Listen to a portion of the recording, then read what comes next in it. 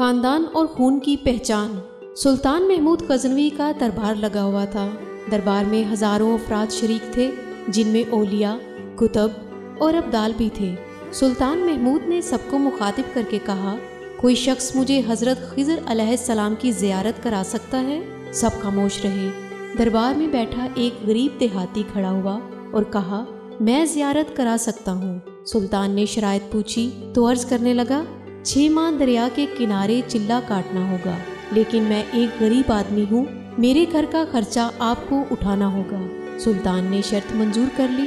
اس شخص کو چلہ کے لیے بھیج دیا گیا اور گھر کا خرچہ بادشاہ کے ذمہ ہو گیا۔ 6 ماہ گزرنے کے بعد سلطان نے اس شخص کو دربار میں حاضر کیا اور پوچھا تو دیہاتی کہنے لگا، حضور کچھ وظائف الٹے ہو گئے ہیں، لہٰذا 6 ماہ مزید لگیں گے۔ مزید 6 ماہ گزرنے کے بعد سلطان محمود کے دربار میں اس شخص کو دوبارہ پیش کیا گیا تو بادشاہ نے پوچھا، میرے کام کا کیا ہوا؟ یہ بات سن کے دیہاتی کہنے لگا، بادشاہ سلامت، کہاں میں گناہ گار اور کہاں حضرت خضر علیہ السلام۔ میں نے آپ سے جھوٹ بولا، میرے گھر کا خرچہ پورا نہیں ہو رہا تھا، بچے بھوک سے مر رہے تھے، اس لیے ایسا کرنے پر مجبور ہوا۔ سلطان محمود غزنوی نے اپنے ایک وزیر کو کھڑا کیا اور پوچھا، اس شخص کی سزا کیا ہے؟ وزیر نے کہا، سر، اس شخص نے بادشاہ کے ساتھ جھوٹ بولا ہے، لہٰذا اس کا گلا کاٹ دیا جائے۔ دربار میں ایک نورانی چہرے والے بزرگ بھی تشریف فرما تھے، کہنے لگے، بادشاہ سلامت، اس وزیر نے بالکل ٹھیک کہا۔ بادشاہ نے دوسرے وزیر سے پوچھا، آپ بتاؤ۔ اس نے کہا، اس شخص نے بادشاہ کے ساتھ فراڈ کیا ہے، اس کا گلا نہ کاٹا جائے بلکہ اسے کتوں کے آگے ڈال دیا جائے تاکہ یہ ذلیل ہو کر مرے، اسے مرنے میں کچھ وقت لگے۔ دربار میں بیٹھے اسی نورانی چہرے والے بزرگ نے کہا، بادشاہ سلامت، یہ وزیر بالکل ٹھیک کہہ رہا ہے۔ سلطان محمود غزنوی نے اپنے پیارے غلام ایاز سے پوچھا، تم کیا کہتے ہو؟ ایاز نے کہا، بادشاہ سلامت، آپ کی بادشاہی سے 1 سال ایک غریب کے بچے پلتے رہے، آپ کے خزانے میں کوئی کمی نہیں آئی اور نہ ہی اس کے جھوٹ سے آپ کی شان میں کوئی فرق پڑا۔ اگر میری بات مانے تو اسے معاف کر دیں، اگر اسے قتل کر دیا تو اس کے بچے بھوک سے مر جائیں گے۔ ایاز کی یہ بات سن کر محفل میں بیٹھا وہی نورانی چہرے والا بابا کہنے لگا، ایاز بالکل ٹھیک کہہ رہا ہے۔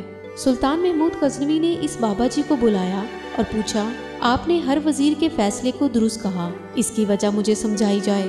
بابا جی کہنے لگے، بادشاہ سلامت، پہلے نمبر پر جس وزیر نے کہا اس کا گلا کاٹا جائے وہ قوم کا کسائی ہے اور کسائی کا کام ہے گلے کاٹنا۔ اس نے اپنا خاندانی رنگ دکھایا، غلطی اس کی نہیں آپ کی ہے کہ آپ نے ایک کسائی کو وزیر بنا لیا۔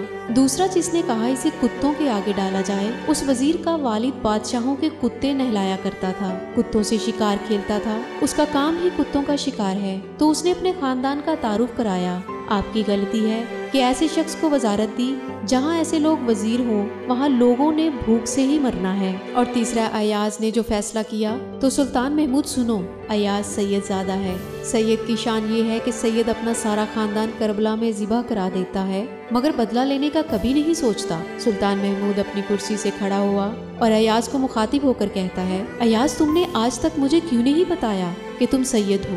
ایاز کہتا ہے، آج تک کسی کو اس بات کا علم نہ تھا کہ ایاز سید ہے، لیکن آج بابا جی نے میرا راز کھولا، آج میں بھی ایک راز کھول دیتا ہوں۔ اے بادشاہ سلامت، یہ بابا کوئی عام ہستی نہیں، یہی حضرت خضر علیہ السلام ہے۔